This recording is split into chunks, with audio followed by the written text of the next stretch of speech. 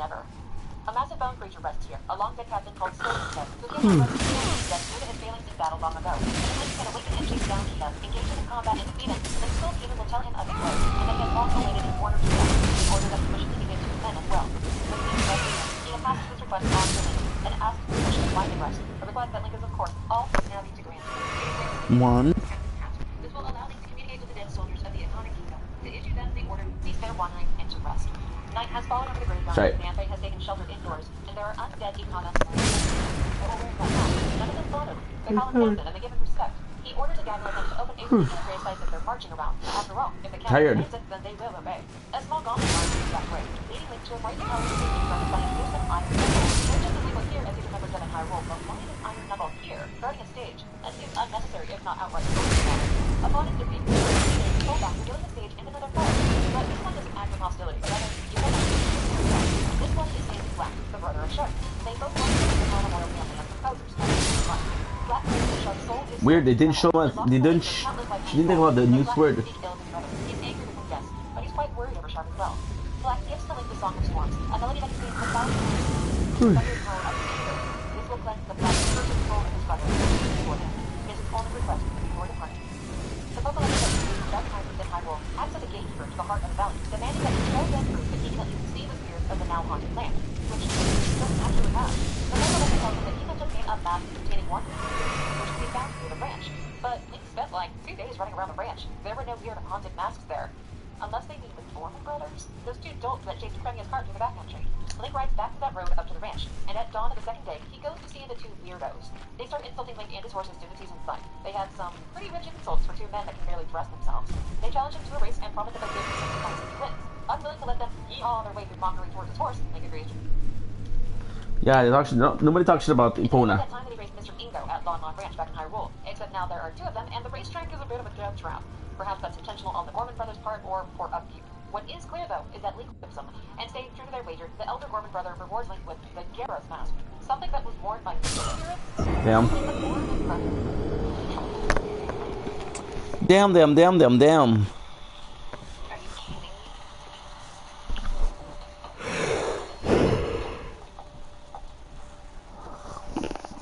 I thought about not dying here. Okay, Google, call Square One. Square One? How can I help? It's been one of those days. Those days. You didn't see the pleasure in that animal's face when he came down off his skull. We did! No! I am Bobby Munson. I've ridden with these brothers for most of my life. You were an informant. That's what you were. Get something like this. Returning to Ikana, the Poe Collector is gleeful that Link has the mask. They tell him that it was the mask of a ninja clan leader who once spied on the hilltop castle with a blood-stained history. And if he wears it, maybe he'll be able to draw out the spirits who still wander here. Further into Ikana territory, in the heart of the canyon, there's more life to be found. First is a shady, prancing character that never stops smiling. He's taking a strange place to call home, taking care of the ghosts and undead are rising. He wants to because there aren't any other people nearby, except the father-daughter duo who are farther up the hillside. And oh boy, does he like Link's sword. In fact, he would like to borrow it. As if I was born yesterday, panting man. You know what we know about men that never stop smiling? Don't trust them, as far as you drunk kick them. Battle warning that he senses a thirst for blood nearby.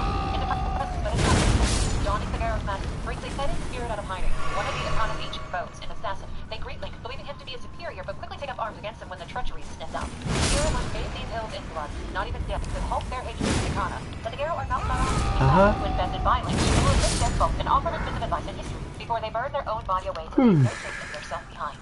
There's a music box house in the abandoned village of Top, and there's no sound coming from it. The whole purpose behind a music box, right? 1, 2, There's a water wheel attached, but no water flow. 3. And it's surrounded by those endlessly spilling cups. It stands to reason that the water wheel needs to be running to support the music box. But actually, standing back, taking in this entire scene, why is this house here in this dead land? Whatever want to call this place out. There's danger around every corner. Link follows the driver's head into a nearby pattern to search for clues and any obstructions that would be blocking fresh water flow. His stupid brings Link face to face with a... I'll talk to him again. Perhaps I shouldn't meddle. This is the only way. First message. I should have expected as much from Freya. Some things simply never occur to her. Paralyzing fear. True despair. That's Freya through and through. That's Freya through.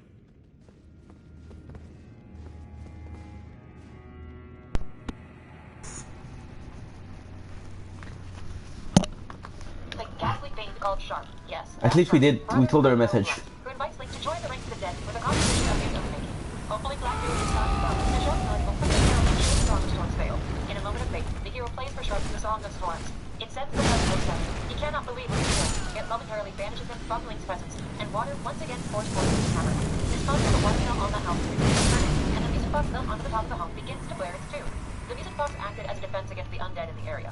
The Gibdo that were hounding its exterior are driven away as soon as it returns. Now freed from his curse, Sharp returns and acknowledges what he's done.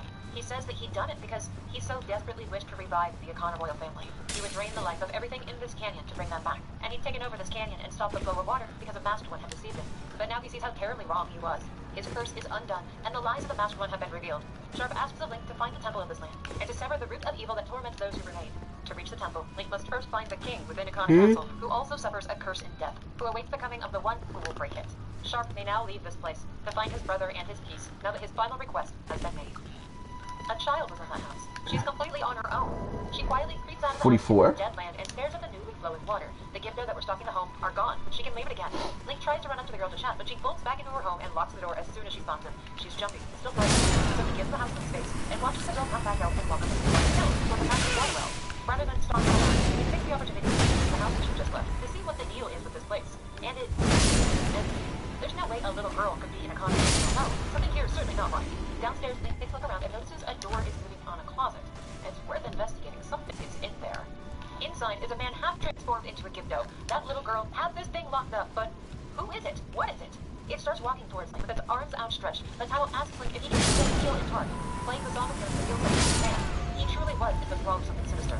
The little girl felt she heard her father's words in the night.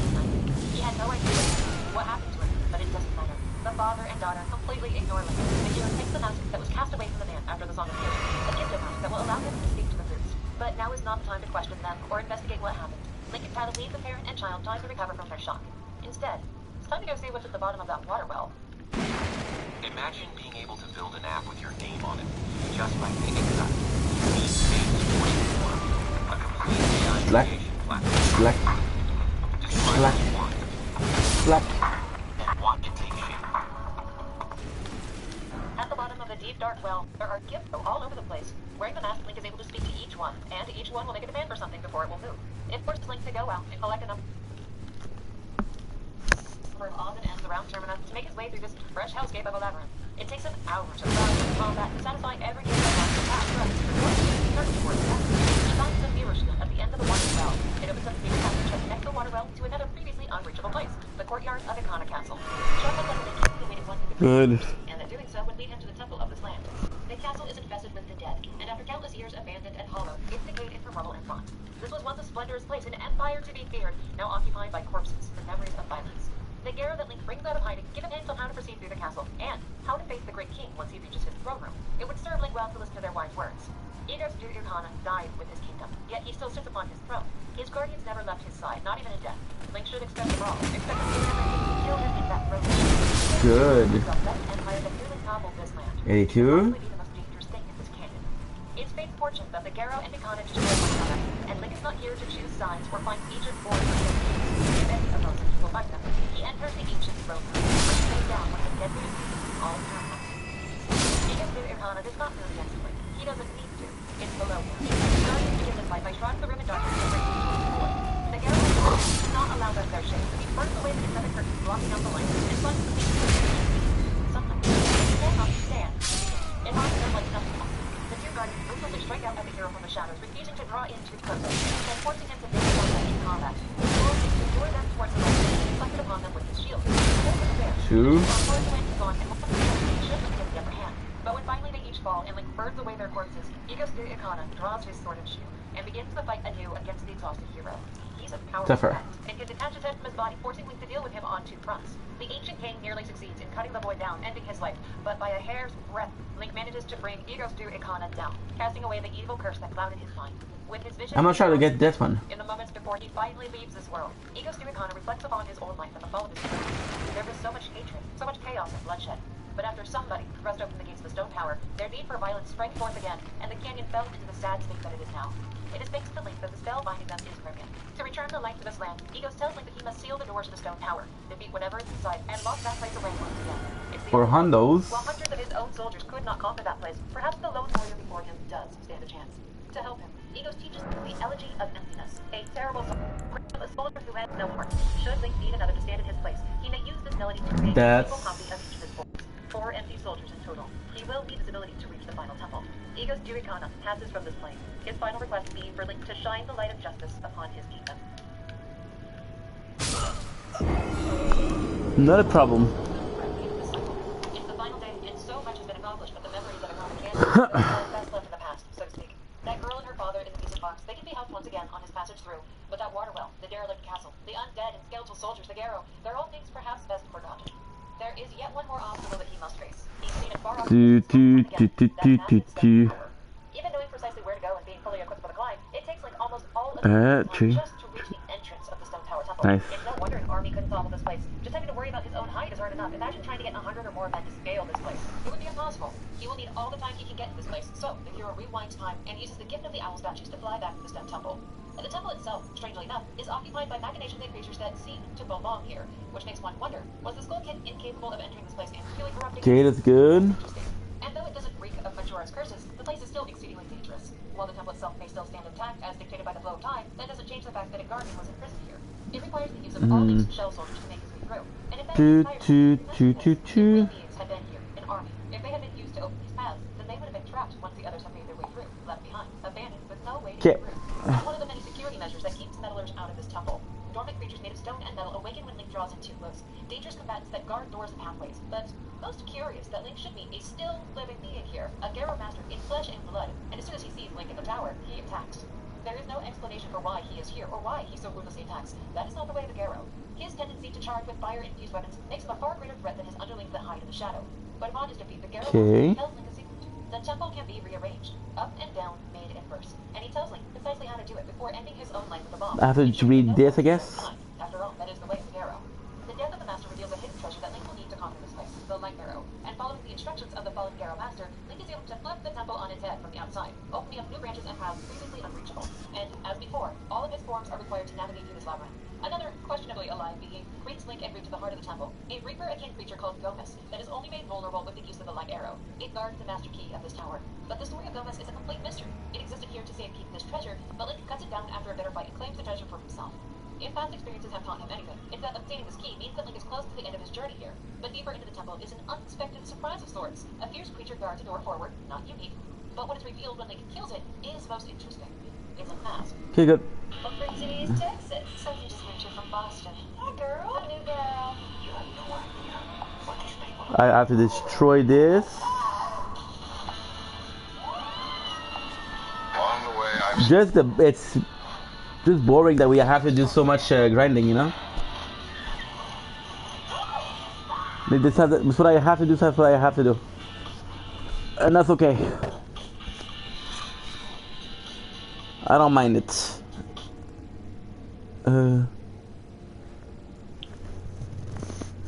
Resume. See, I'm already okay with the Lost.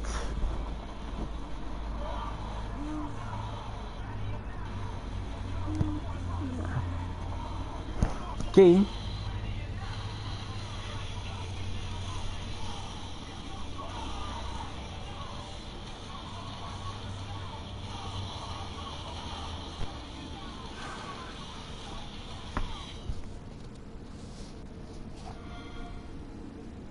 The Giant's mask.